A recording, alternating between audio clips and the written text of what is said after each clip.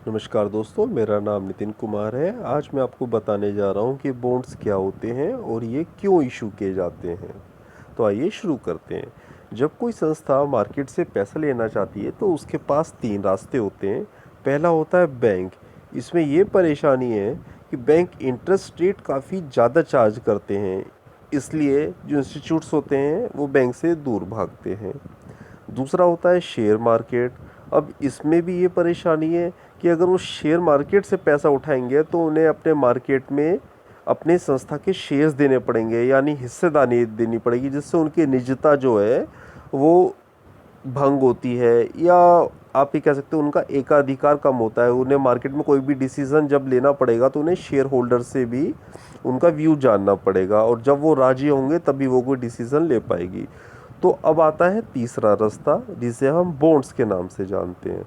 तो जब कोई संस्था मार्केट से पैसा लेती है तो पैसा देने वाले को वो एक सर्टिफिकेट देती है, जिसमें वो ये वादा करती है कि बॉन्ड्स बायर को एनुअली एक फिक्स्ड इंटरेस्ट रेट दिया जाएगा, चाहे संस्था प्रॉफिट में हो या लॉस में हो, चाहे किसी भी स्थिति में हो।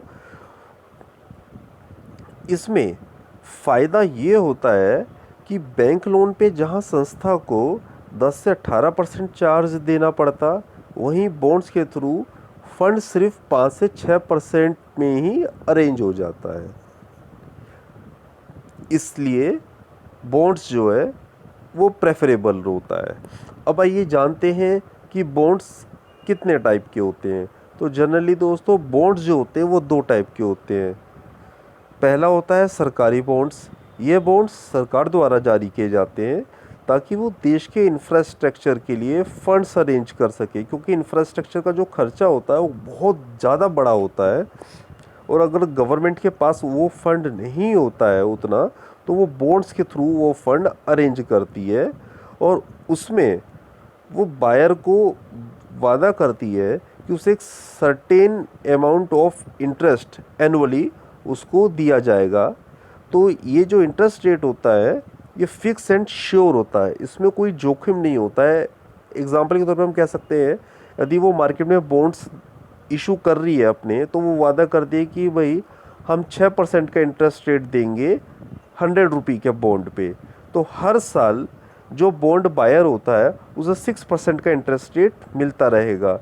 अब वो डिपेंड करता है वो 1 साल के लिए इशू किया गया है कि 10 साल के लिए गया है। अगर 1 साल के लिए गया है तो उसे एक बार ही मिलेगा। 10 साल के लिए किया गया है तो उसे 10 साल तक अपने 100 रुपीज़ के बॉन्ड पे उसे 6% का इंटरेस्ट रेट उसे मिलता रहेगा। जब 10 साल हो जाएंगे तो उसे इंटरेस्ट रेट मिलना बंद हो जाएगा, और वो बॉन्ड का पेपर वो ले जाके सरकार को देगा, और सरकार उसे वो 100 रुपये वापस कर देगी।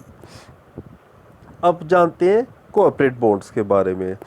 ये बॉन्ड्स कंपनी द्वारा जारी किए जाते हैं। इसमें इंटरेस्ट रेट सरकारी बॉन्ड से थोड़ा ज़्यादा होता है, और वो ज़्यादा इसलिए होता है क्योंकि वो जोखिम भरा भी होता है।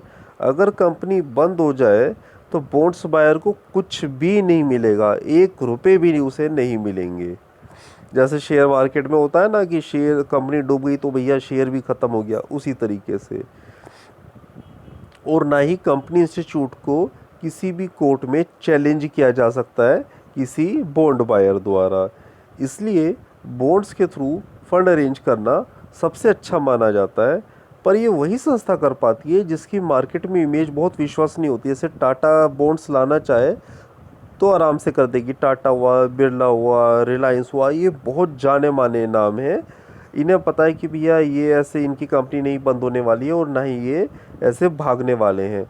अगर फंड्स हम अरेंज अगर सॉरी फंड्स नहीं, अगर कोई बायर बॉन्ड्स अरेंज करता है, बॉन्ड्स अरेंज नहीं बॉन्ड्स बाई करता है इन कॉर्पोरेट बॉन्ड्स, तो पहले तो वो ये ध्यान रखे कि वो ये ना देखे कि जो क्रेडिट गिविंग एजेंसीज होती हैं उन्होंने क्या दे रखी हैं, बस उस बेस पे ही कर ले अगर कोई नई कंपनी है।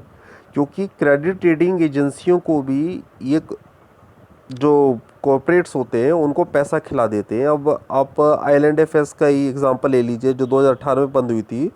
उसके सारे जो बॉन्ड्स थे सबको ट्रिपल ए रेटिंग दे रखी थी। रेटिंग एजेंसीज ने पैसा खिला रखा होगा, लेकिन 2018 में वो आइलैंड एफएस ग्रुप बेकार हो गया सारा, और सारा पैसा मर गया।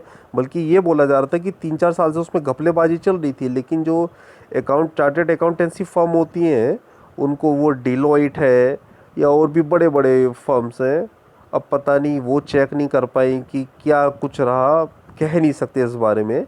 लेकिन बड़ी बड़ी चार्टर्ड अकाउंटेंसी फर्म चेक करी थी, उसके बावजूद भी ये नहीं पता लग पाया कि उसमें घपलेबाजी हो रही है। तो हमेशा जब बॉन्ड्स लिया जाता है तो ये ध्यान रखिए, या तो वो सरकारी हो क्योंकि फिक्स एंड श्योर होता है, उसमें कोई खतरा नहीं है, और यदि कॉर्पोरेट बॉन्ड है तो वो बहुत विश्वसनीय होना चाहिए। आशा करता हूँ कम से कम समय मैंने आपको समझाया होगा। अगर कुछ इसमें परेशानी हुई है तो प्लीज़ मुझे कमेंट करके बताइएगा। अब अपने अगले वीडियो में मैं आपको बताऊंगा कि बॉन्ड यील्ड क्या होता है और ये किस लिए कम और ज़्यादा होता रहता है समय के साथ साथ। नमस्कार।